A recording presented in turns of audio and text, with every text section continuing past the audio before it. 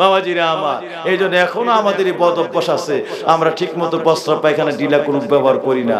অথচ মুমিন মুসলমানদের 17টা দায়মি সুন্নত, এই দিনে রাতে সুন্নতগুলির একটা বাদ গেলে কবিরা গুনাহ শুরু হয়ে যায়। এইগুলা দায়মি সুন্নত, সুন্নাত আর দায়মিয়া, এইগুলি দিবানিশি পালন করতে হবে। যখন যেই ওয়াক্তে যেটা ছেড়ে দিবেন ওই ওয়াক্ত থেকে কবিরা গুনাহ শুরু হয়ে যাবে। সুতরাং এর মধ্যে একটা হলো পুরুষ মহিলা নির্বিশেষে সকলে প্রস্রাব পায়খানায় ঢিলা কুলুক ব্যবহার করবে। মহিলা প্রস্রাবে ঢিলা কুলুক মানে কুলুক ব্যবহার করবে না, সে পানি ব্যবহার করবে। আর পুরুষেরা প্রস্রাবেও ঢিলা, পায়খানা তো কুলুক, এই ঢিলা কুলুক সে ব্যবহার করবে। পুরুষ উভয় অবস্থাতে পরিপূর্ণভাবে ঢিলা কুলুক ব্যবহারের সাথে তারপরে পানি ব্যবহার করে পবিত্রতা অবলম্বন করবে। আমার বাপজিরা, এরা যদি না করে এই কবরের মধ্যে ভয়ঙ্কর আযাব, নবীজি বলেছেন সবচাইতে বেশি আযাব দেখছি মানুষের কবরের মধ্যে পবিত্রতা অবলম্বন না করার কারণে। এই পবিত্রতা আবার 3 প্রকার, আমি বলছি না, ওয়াদের এই কথাটা বলে আমি এবার শেষ নসিহতে চলে যাচ্ছি, দোয়া হয়ে যাবে। তাহলে পবিত্রতা 3 প্রকার। একটা হলো আপনার বাহ্যিক পবিত্রতা, প্রস্রাব পায়খানা।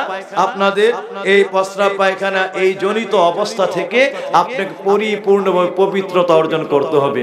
নাইলে প্রস্রাবে যদি কুলুক ছেড়ে দেন বা পায়খানায় ছেড়ে দেন, ওইটার মাধ্যমে একটা কবিরা গুনাহ শুরু হয়ে যাবে। কোন গুনাহ শুরু হয়ে যাবে? কবিরা গুনাহ। মানুষের নাপাক অবস্থায় কোন দোয়া তাসবিহ তাহলিল আল্লাহর দরবারে কবুল হয় না। আল্লাহ পবিত্র, আল্লাহ পবিত্র বান্দাকেই ভালোবাসেন। 1 নম্বর বাহ্যিক শুদ্ধি, বাহ্যিক পবিত্রতা। 2 নম্বর ভিতর পবিত্রতা। 3 নম্বর মাল সম্পদ, সুদ, ঘুষ, হারাম যত প্রকার উপার্জন আছে, এ থেকে আপনার এই খাবারের পবিত্রতা অর্জন করতে হবে। কিয়ামত পর্যন্ত নবীজি বলেন যে ইজা সারা আকালাতুল হারাম, মানুষ যখন 1 লোকমা হারাম খায়, একটা লোকমা, ওই দিন থেকে যত ইবাদত, যত কিছু, যত দোয়া হয়, 40 দিন পর্যন্ত কোন দোয়া, তওবা, জিকির, ইবাদত, নামাজ, রোজা আল্লাহর কাছে কবুল হয় না। আবার এই 40 দিনের ভিতরে যদি 1 লোকমা খাবার কোন সুদের, ঘুষের, কোন হারামের উপার্জনের হয়, আবার 40 দিন কোন ইবাদত আল্লাহর কাছে কবুল হয় না।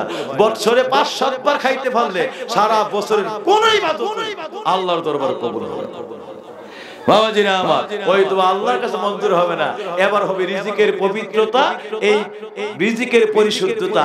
এই 3টা শুদ্ধি যার জীবনে হাসিল হবে, হারাম থেকে আপনি সকল প্রকার সুদ, ঘুষ, এই ওজনে কম দেওয়া, দুধে পানি মিশানো, জোর জুলুম করে অন্যের সম্পদ আত্মসাৎ করা, এতিমের সম্পদ আত্মসাৎ করা, ভাই বেরাদার আপনজন স্বজনদের হক না দেওয়া, মেরে খাওয়া, এই রকম যত জুলুম অত্যাচার আছে, ওই সকল হারাম আছে, এই হারাম থেকে রিজকে হেফাজত করতে হবে। মানুষ ঠকায়া, মানুষকে জুলুম করে, অনাচার অবিচার করে, মিথ্যা বলে ব্যবসার মধ্যে কিনছেন 1000 টাকা দিয়া, আপনি পণ্য আপনি বলতে পারেন যে বাবারে কমপক্ষে আমাকে 1500 টাকা দিতে হবে, নাইলে আমার খরচে পোষায় না, কিন্তু শুরুই করছেন কিনছি তো 1500 টাকা দিয়া, তোমার আবার 1000 বিক্রি করো কেমনে? এই যে একটা কথা কইছেন, এই কথার কারণে ব্যবসাটা হারাম হয়ে গেছে। ওই ওভার কনফিডেন্স, বেশি আত্মবিশ্বাস থেকে বলে আমি কিনছি তো 1200 টাকা দিয়া, তো আমি 1200 টাকা বিক্রি করব কেমনে? এইটা বলার দরকার নাই। আপনি বলতে পারেন যে বাইরে আমার পোষায় না, আমাকে 1500 টাকা দিতে হবে। কিন্তু ওই যে লাগাইছেন একটা কথা, হালাল ব্যবসাটা হারাম হয়ে গেছে মিথ্যার কারণে। কিসের কারণে? মিথ্যার কারণে উপার্জন হারাম হয়ে গেছে। এই হারাম উপার্জন খাইলে কিয়ামত পর্যন্ত আল্লাহর কাছে দোয়া কবুল হবে না। এইভাবে সমস্ত হারাম থেকে, অপবিত্রতা থেকে রিজিকের পবিত্রতা অর্জন করতে হবে।